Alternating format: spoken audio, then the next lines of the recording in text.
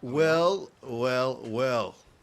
Gary Dover, welcome to, so I hit record on here. Welcome to Shark Park, Gary Dover, a place you know well. My name is Sam Shinazzi and Gary from 2015. This is SharkCast Pod. We're doing something a bit different, a bit of fun. Hopefully you can hear us, because it would be great if you could. Gary, the Sharks win. We won. What was the score? It's a great question. 20-4. 20-4. Sharks win crucial match is what you say on your sharks.com.au post. Yes. Anyway, we are here to discuss what happened, what went down, having a bit of fun.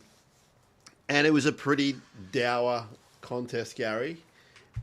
One we needed, though. Everyone keeps telling me about the negatives about tonight as I walk around Shark Park, but we just need to win. We came here, we needed to win, brother. We needed to win. We needed to win, and we did it. Doesn't matter how you get the 2 points at the end of the day, you got them. But yeah, that first half was a bit awful, and a lot to work on there, a few mistakes, and yeah, the second half was a bit better, but still not great. And we obviously saw what the Titans did this afternoon against the Broncos, and we've got a big game up there, which I'm sure we'll talk about later next week.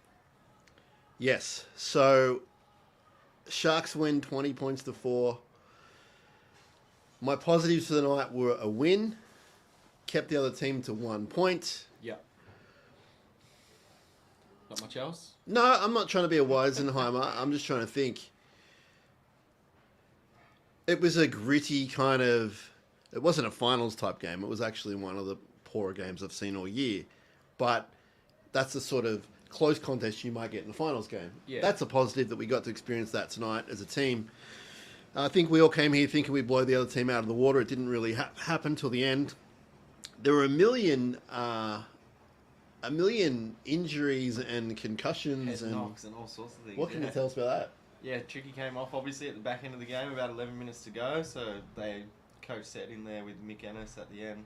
He had a bit of hammy tightness or awareness, he called it. So I'm not sure what awareness of a hamstring He's aware injury that is. there's issue. Something there, so they pulled him off. Apparently he was fine to stay on, but they wanted to pull him off. So I think it's more of a precautionary thing. But yeah, head knocks to Jesse, head knocks to Stone Street.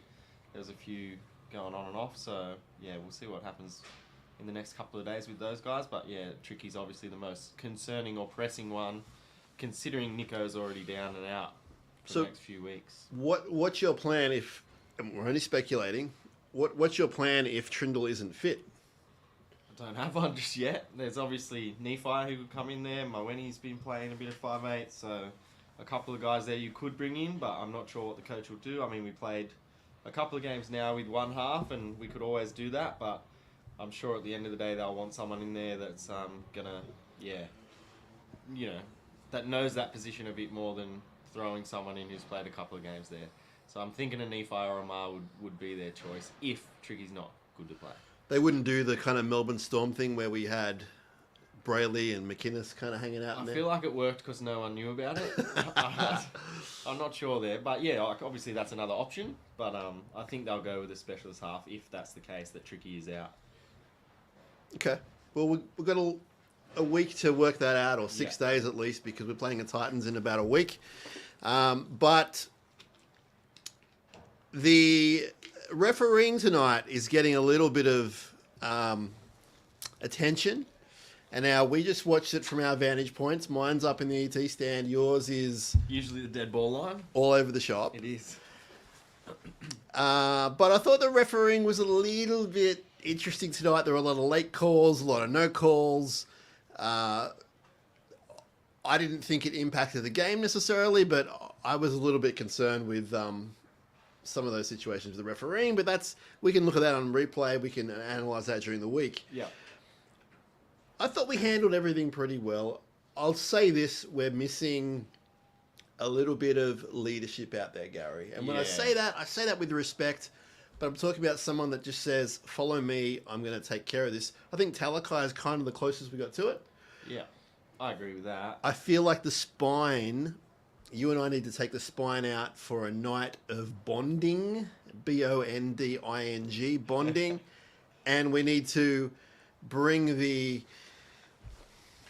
voice out in them, because for me the spine just isn't dominating enough, particularly amongst themselves and guiding them around. Yeah, and they're obviously super young, like Acco, Tricky, Rails, and Will. Like, that's a young combination there, but someone needs to step up and really own that. And, you know, that leadership role is a super important one. And, I mean, they're all chatting out there and everything's, like, going well. But, yeah, as you mentioned, like, as soon as a guy like Cam McInnes comes off, you're kind of relying on Sifa, who does a good job. But as soon as he's subbed off and both those guys are off the field, there's not really anyone out there who's kind of taken it by the reins. So we do need some sort of leadership there. And I think we were actually speaking about it the other night at the new Shark store opening with Dale Finucane there. That, you know, when he retired earlier this year, we kind of lost a massive part of our leadership group and our leadership roles on the field. He used to sort of own that when Cam was off and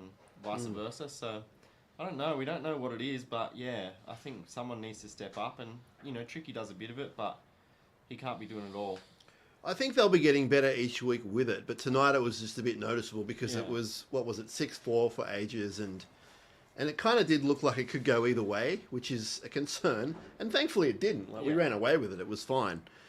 South's had a lot of injuries tonight. The team they named was not spectacular at all. They lost Cody Walker late as well to add to everything else.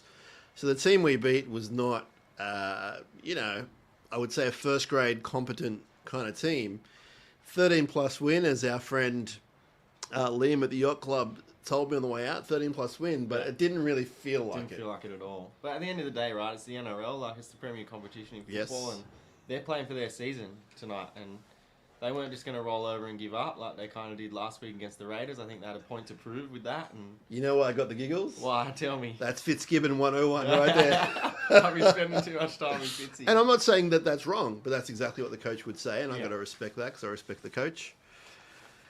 Our friends and listeners are writing into us, which is great, and we said hello to Mark. Jason Hawes at Crips and Crips Real Estate, the best real estate agent in the galaxy. Get in touch with him. And our friend Buckwit says, hold the pill. Now, let's talk about that. There were a lot of errors tonight from both teams. There were. I was pretty frustrated in that first half, especially.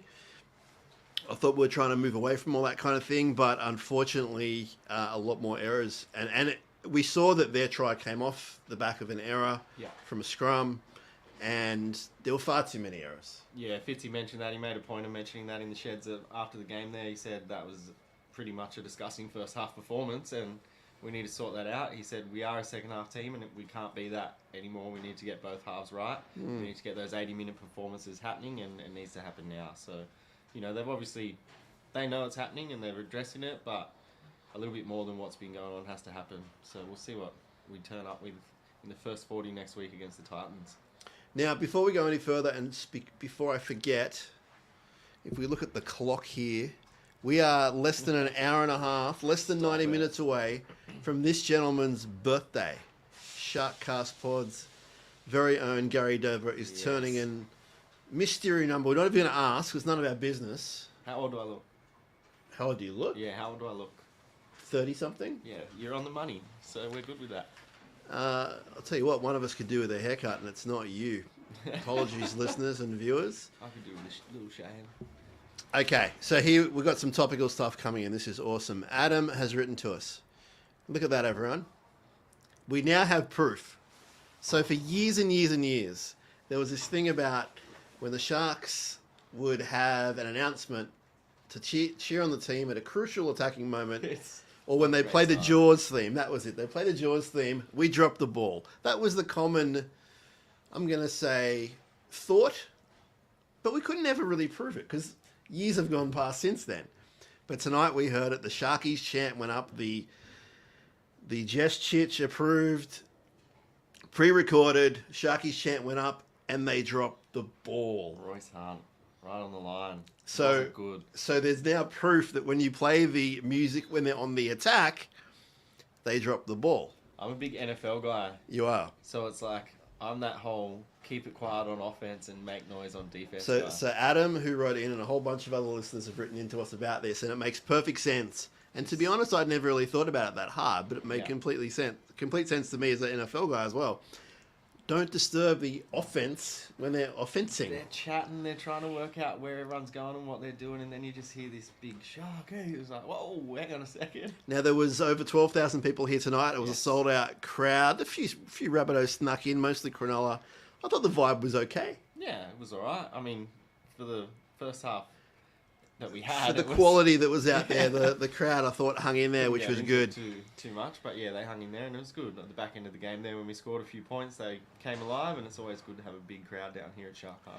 Do you think Sharks administration notice that when that recording happens and they drop the ball, do they put one and one together or not? I'm not sure. I don't know who's controlling all that down there, so I might talk to Chich during the week and we'll see what happens. Love the chitch. Love her. Mitch has written in. Mitch said, huge game from Kyle Ito. Only reason I'll remember that game is because I had a multi-anytime tries for Sione, Stone Street and Tricky.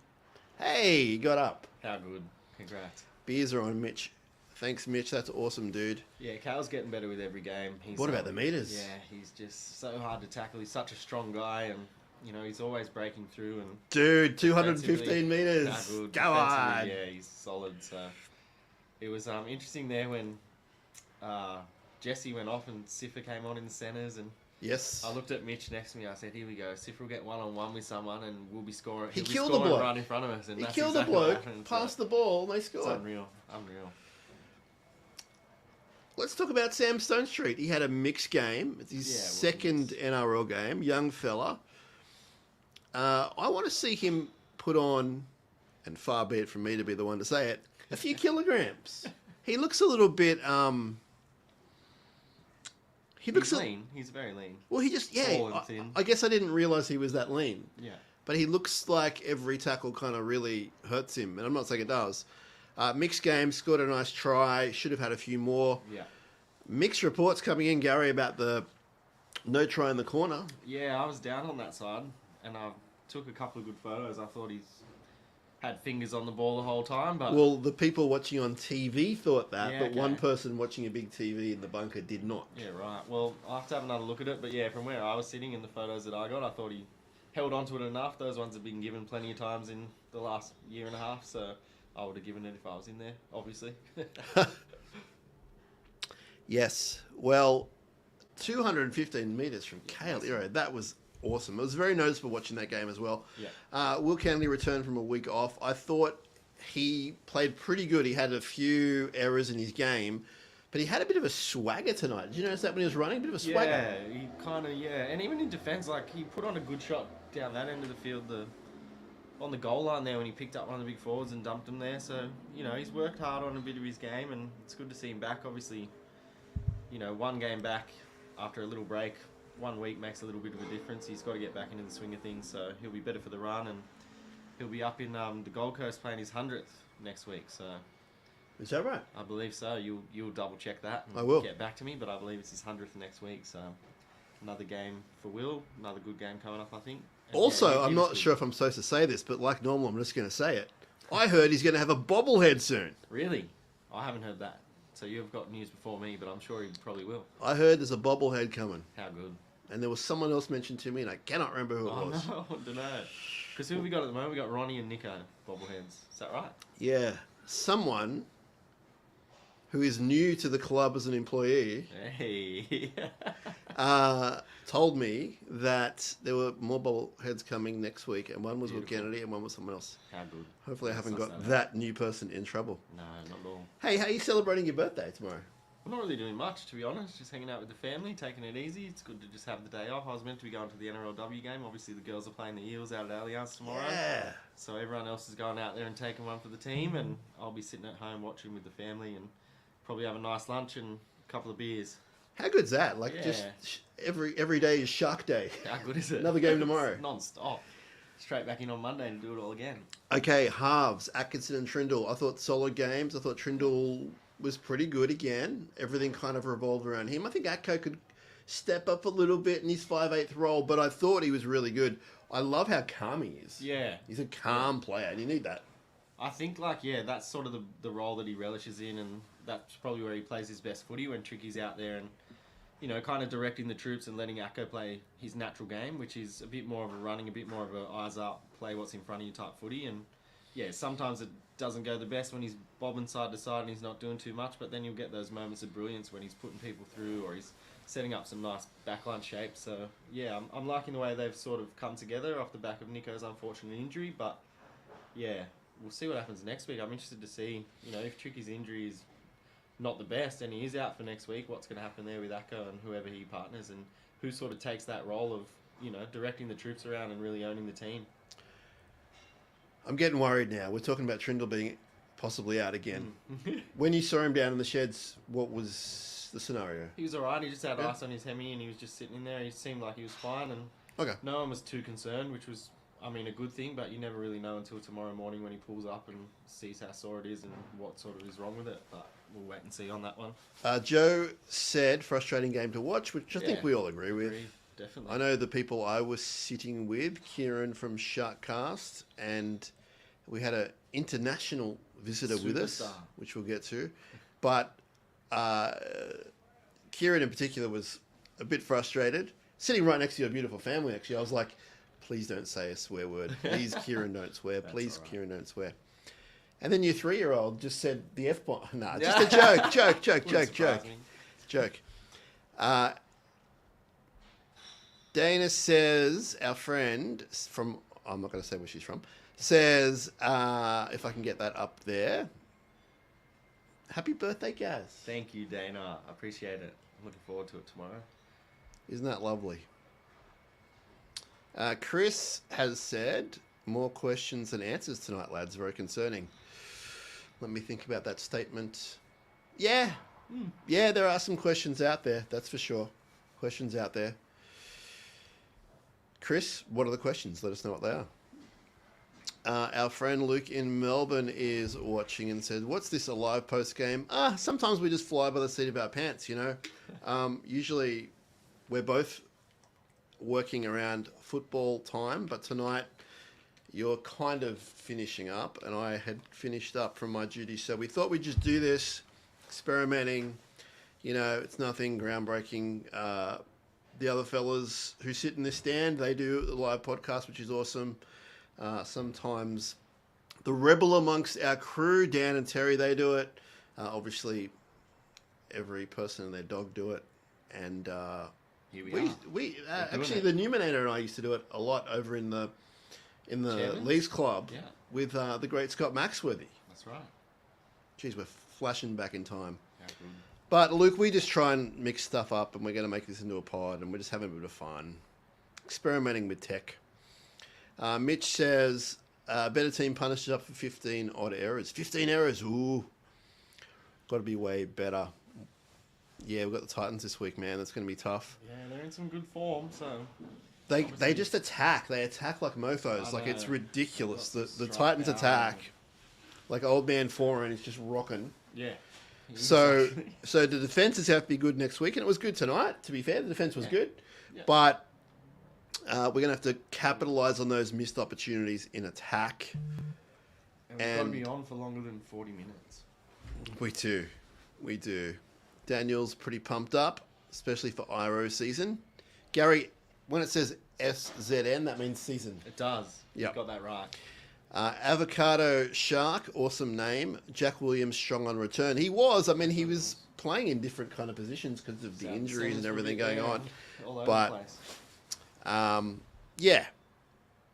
mean, we're huge Jack guys, and it was a bit odd having him out of the team the other week, but let's see what happens with that contract. I'm getting a little bit nervous about the contract not being signed. It's taking a while, isn't it? It's not, but Fitzy's style is just to sort of inbox you with an idea of like, hey, I need this contract news out ASAP. Yeah, here's an hour to get some artwork done. Love you, Fitz. Know you're watching. Okay, so Luke's coming up for the Warriors game, which is awesome. Nice. See you here. Huge fan of the Sharks, Luke. He is. He's got his own podcast called The Post Credit Show, and it's mainly about pop culture.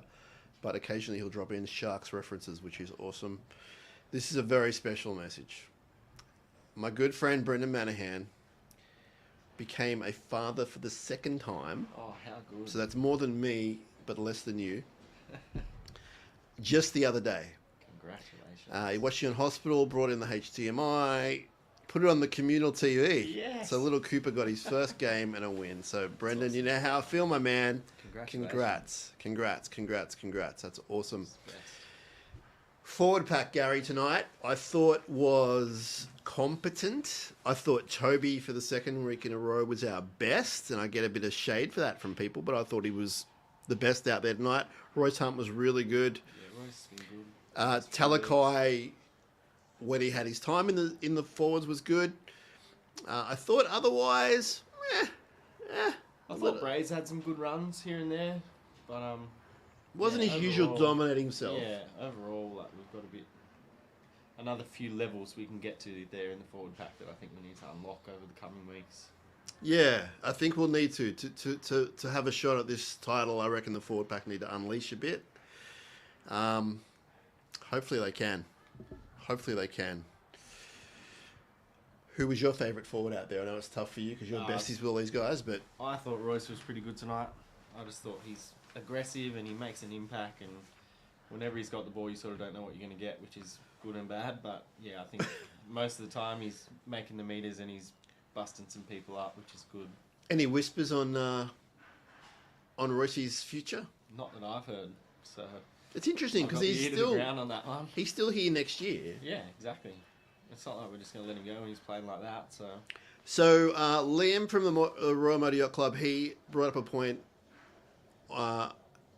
He had about 29 beers tonight, and everyone around him had 29 each, and he was still standing talking coherently to me about football. He said to me something very wise. He said they lacked a leader out there, someone which we talked about. Yeah. And I said to him, well, there's one coming next year, a big current New Zealand player. Yeah. And I think that this team's going to absolutely lift with him around. Guys like Brayley, who was quiet tonight. I thought Brayley, a couple of good runs, but he was quiet. Got the job done, but we need more. I think Fanua Blake is going to shoot some of these guys through the roof with their careers. Oh, yeah. Totally agree. Like, what he's going to bring to our pack and our go forward and our momentum and everything that comes off the back of that's only going to be good for us. So really looking forward to having him start. But yeah, if we can get these other guys going as well, we'll have easily one of the best packs in the comp next year. So these guys need to start rolling this year and the back end of this year to work out who's staying and what we're doing there. Like, obviously, Royce is not signed yet and has been looking at other options, and so we've heard across different media outlets, but I want him here, and to have him next to a guy like AFB would be so good for us. Yeah, I think that the form he's in, and we saw it today, he played some big minutes to start with. I don't know about his total minutes, but he played for probably, 18 minutes or so at least to start the game, which is pretty good for given his history. I thought he was great, and I think that if he keeps trending that way, the starting spot is his with Fanua Blake, and that's a pretty good starting combo.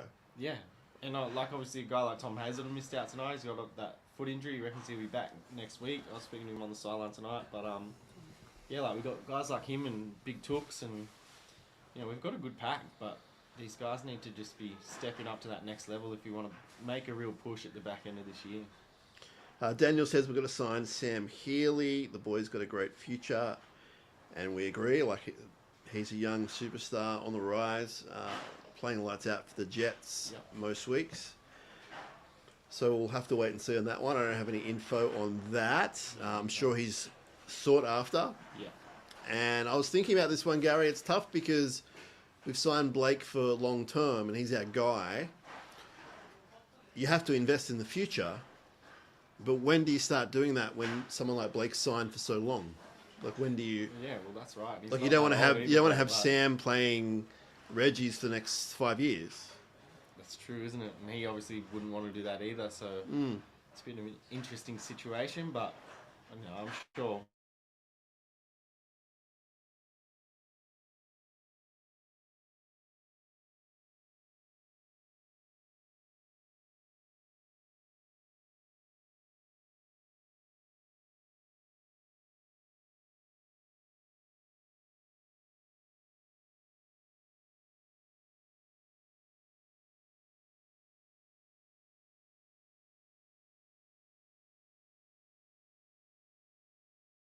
Not for that. It's a interesting one because technology is such a pain in the butt. Anyway, our Wi-Fi's low, our phones are low.